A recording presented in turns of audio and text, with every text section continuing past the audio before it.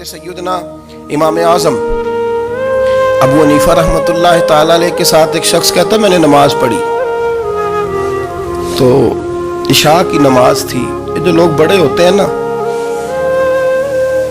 جن کے پیار کرنے والے بڑے ہوتے ہیں، ان کے گرد خوف بھی بڑا ہی ہوتا ہے، انہیں بڑا ڈر لگتا ہے، بڑی بعض اوقات آزمائش ہوتی ہے ان کی. عشاء کی نماز کہتے پڑھی تو امام صاحب نے نا عشاء کی نماز میں تلاوت کی آیتیں فَمَن يَعْمَلْ مِثْقَالَ ذَرَّةٍ خَيْرًا يَرَهُ وَمَن يَعْمَلْ مِثْقَالَ ذَرَّةٍ شَرًّا يَرَهُ. فرمایا جو ذرہ برابر خیر کرے گا وہ بھی قیامت میں دیکھے گا، اور جو ذرہ برابر شر کرے گا وہ بھی قیامت میں اس شر کو دیکھے گا، اس کے سامنے آئے گا. تو وہ شخص کہتا ہے کہ سارے لوگ نماز پڑھ کے چلے گئے تو امام صاحب رحمۃ اللہ علیہ نے اپنی داڑھی پکڑی رو رہے ہیں.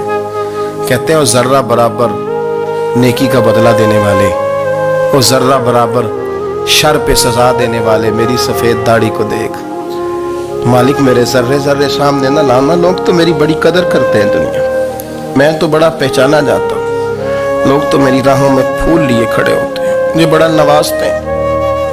قیامت میں رسوا نہ کر دینا، میرے لیے مشکل ہو جائے گی.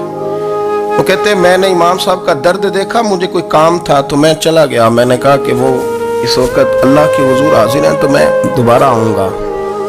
کہتے ہیں میں تہجد کا وقت آیا تو امام صاحب وہیں بیٹھے تھے اور ان کی داڑھی آنسوؤں سے بھری ہوئی تھی اور زور سے داڑھی پکڑی ہوئی. کہنے لگے مالک رسوا نہ کر دینا، قیامت میں رسوا نہ کر دیں. یار جو ہدایت یافتہ لوگ تھے وہ تو ڈرے ہوئے تھے، وہ تو سہمے ہوئے.